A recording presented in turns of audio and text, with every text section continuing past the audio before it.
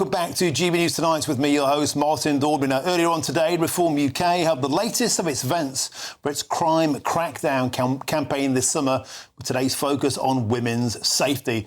And here's what my first guest had to say earlier today.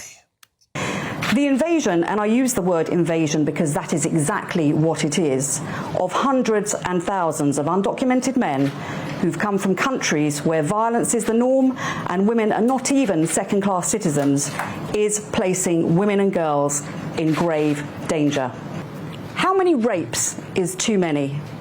How many sexual assaults is too many?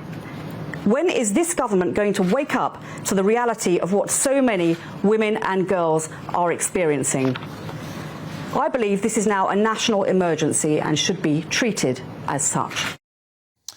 Well, women and girls safety has now become the lightning rod issue, certainly, of the political summer. Well, I'm joined now in the studio by Reform UK Kent County Council leader Linden Kemkaran, as well as GB News' senior political commentator Nigel Nelson. Let's start with you, if I could, Linden. So an epidemic of violence is sweeping through Britain, Reform UK said at today's press conference. You used the word invasion. Strong words. Tell us what motivates you to use them. Well, it is an invasion. We've got these men, and it is mostly men, 90% men, more than 90% men in a lot of cases, despite what Labour would try and have us believe when that politician went on Newsnight and said there were women and children. Very, very rarely. These men are coming over, landing on my shores in Kent, in my county of Kent, day after day, hundreds at a time. They're not invited here. They are illegal. They should not be coming here. So therefore, that is an invasion. And tell us about the implications for women and girls' safety. We've seen a lot of court cases. Of course, we're hearing a lot of data. So how is this affecting women, certainly in your constituency? Well, people are very worried. When I was out campaigning before I got elected to Kent County Council, it was the number one issue that came up on the doorstep again and again. Now, people aren't daft. They knew they were voting for county councillors, and they know that county councillors don't actually have the power to stop any of this. However, it came up again and again, and the people of Kent are utterly sick and tired of these boats rocking up on our shores and these men often landing, being taken to a hotel or a guest house, or right now in the heart of our communities, in smaller hotels. That's a really worrying thing. And then a lot of them just disappear. Where do they go? We know the government has lost 150,000. Do you think there's been a sea change of political thought? The Prime Minister a year ago was calling people like yourself and your constituents far right.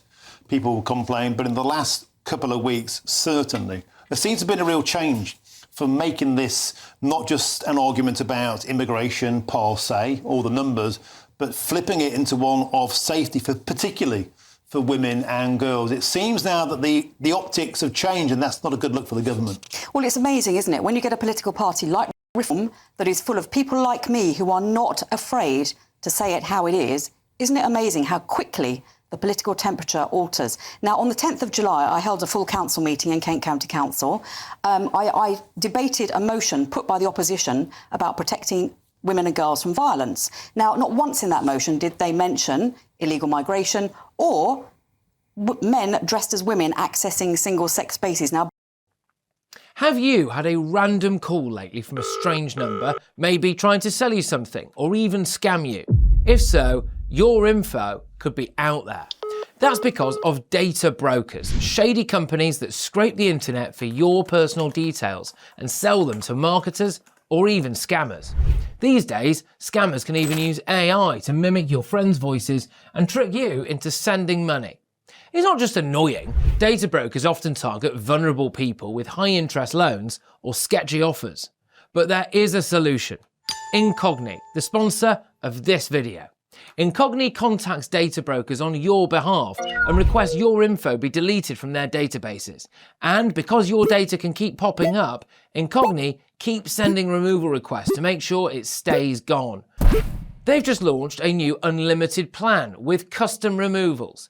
If you find your info on a weird website, just send them the link and their privacy team will work to get it taken down. Getting started is easy. Hit the link in the description, create your account and let Incogni handle the rest. It's risk-free for 30 days and you'll get 60% off an annual plan with the code GBNews. Take back control of your data with Incogni.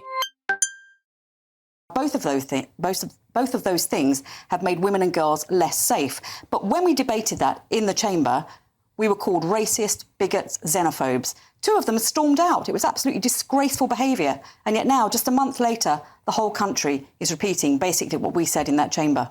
Nigel Nelson, let's bring you in now. Certainly the political mood has really changed around this topic. We're seeing these protests at asylum hotels now breaking out on a weekly, daily basis oftentimes.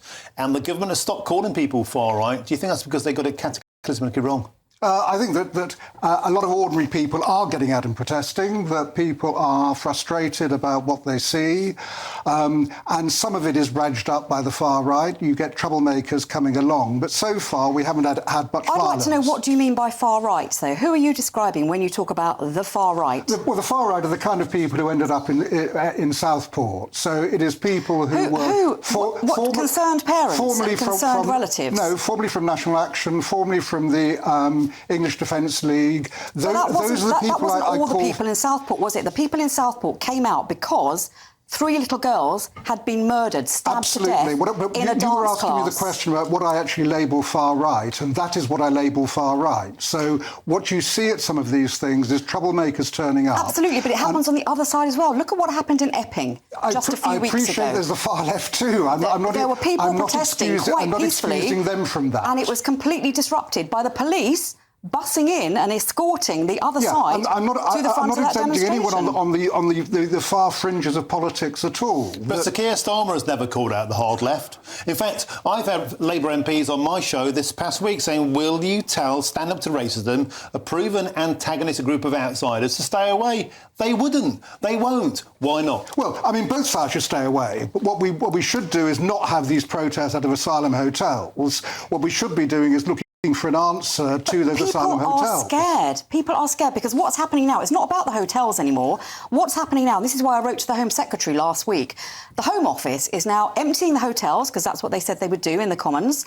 They're now dispersing the migrants into the heart of our towns and villages. It's happening in Kent, and it's happening by stealth. So hang on, do you prefer the hotels to actually putting them somewhere else? They shouldn't be here in the first place. But the thing is, the government is not addressing the root of the problem. This is where we always arrive at the problem, that we both agree we should not have people crossing the Channel to get to this country. Good. We both agree on that.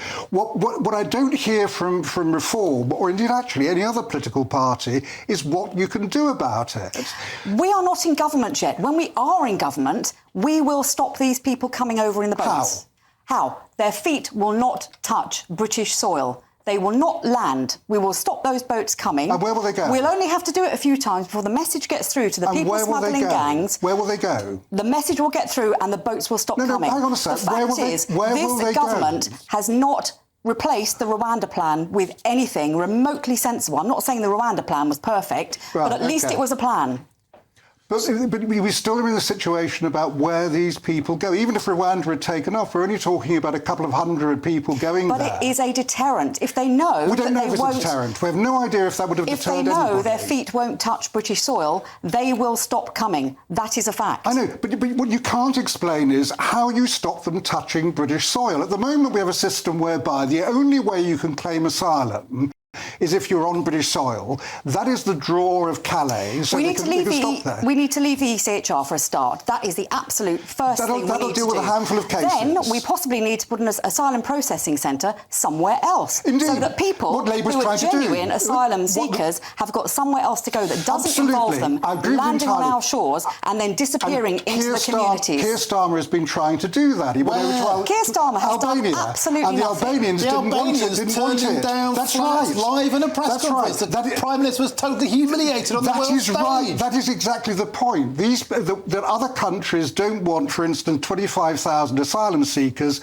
traipsing across their land to claim asylum in Britain. That's the problem with it. This is why it's such a difficult... Of course it's a difficult subject, but we have to find a solution. I agree. This is completely unsustainable. But I haven't heard one yet coming from Reform. We're not in power yet. No, but I haven't even heard a policy that actually looks like a solution. Well, leaving the ECHR is quite quite a good policy, I would suggest. Offshore containment is a policy which has been put forward by the Reform Party quite a lot. If you can do that, you've got to persuade a country to actually accept it. British sovereign territory? My point about Albania was that the Albanians... The Extension Islands? There are lots and lots of the options. Falklands? The Shetlands?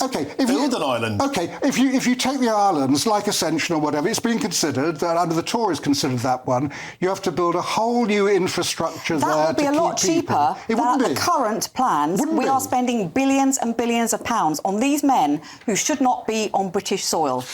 And Linden, final word to you, because it seems to be the moment that a lot of people at the asylum hotels seem to be sticking up for the people in our communities who are causing these problems in terms of women and girls' safety. What's your message to the Prime Minister?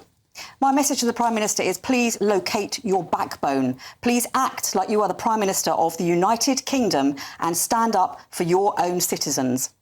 Linden Kemkaran, we've got to leave it there. Beautiful stuff. Leader of Kent County Council, Nigel Nelson. An excellent ding-dong. Both sides of the debate talked about. That's what we try and do here on GB News. Fantastic stuff.